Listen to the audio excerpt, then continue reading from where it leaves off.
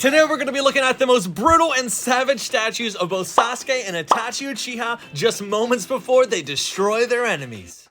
That's right, today is a 2-for-1 showcasing the Uchiha brothers statues made by Ventus Studio. At the very end, I'll showcase the exclusive statue that you can only get if you purchase both of them, so technically a 3-for-1. Oh, and we have a giveaway in this video as well, so details later on how to participate, and without delay, let's jump on in.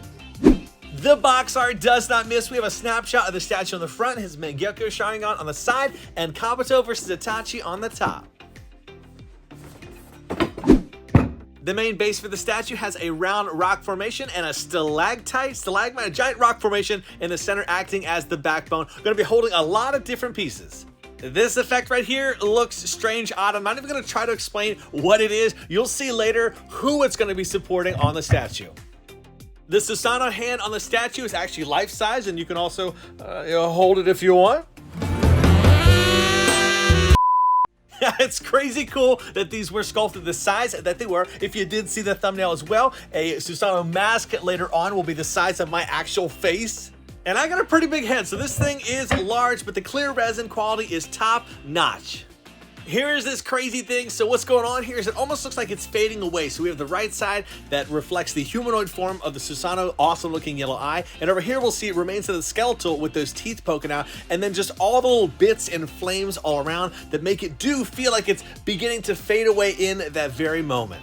When they teased the 2D artwork concept for this statue, I could not believe how they were going to bring this to life, but sure enough, they accomplished that and more with this statue. So on the bottom is actually going to be tons of little pieces and effects that are going to be installed separately. So first off, we have more of those little stalagmites, lights. I got to figure out what these actually are on here.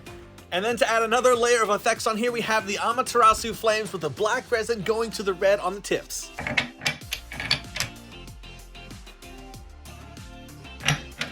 It's so crazy how many pieces were sculpted separately.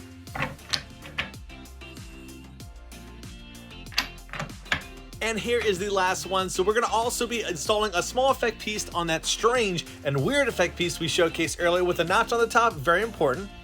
In comes Sage Mode Kabuto. First off, you'll see that gaping hole on his belly. That's going to be for a separate snake and all those cracks throughout his body. The head sculpt, so on point. And I love the glass in the glasses they were able to have. And here's that snake we mentioned before that's going to be wrapping around. Now, it does, of course, look like it's in pain and agony, reflecting Kabuto and what's going on in this scene. As I mentioned before, he is not having a good time in this statue. You'll see later how Itachi is perfectly placed on top. Now, we have a few crows that are scattered all throughout the statue. That one separate effect piece that we put on the weird effect piece, one's going to go there and one on the right side.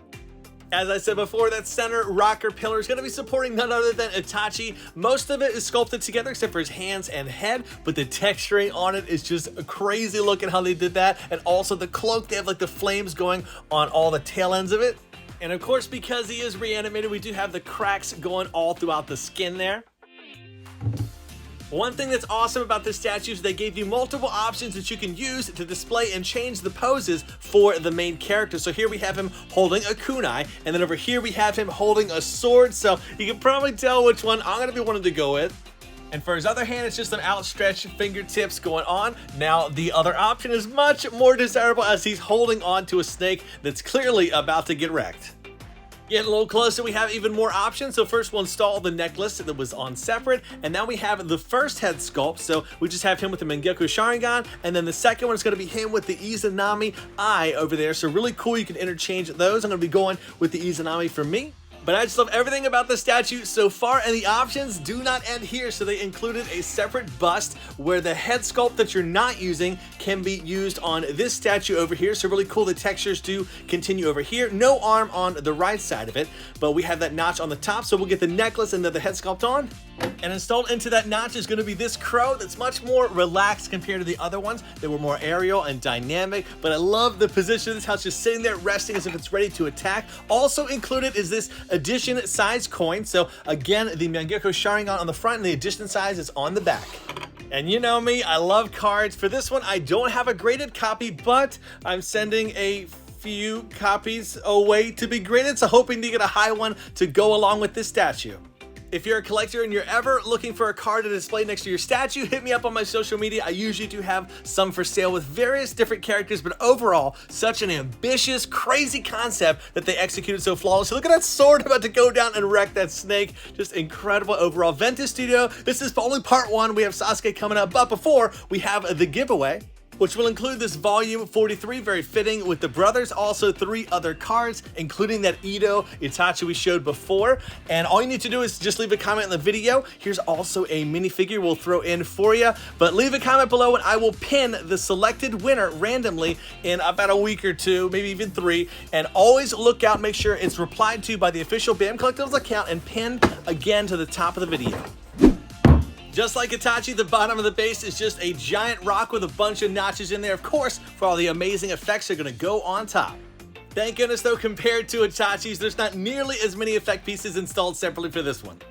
One of the first you will find is this dust or cloud particle that's going to be attached to the side with this magnet and notch. This is the smaller one of the 2. There is a larger one that has like 2 notches on the bottom of it, so definitely adds and breaks away from just the rocky base all around. Up front, you'll also find some more Amaterasu flames that will be installed. Now, the crazy thing is on the back of the statue, we will see an actual backbone to the statue or the skeletal Susanoo.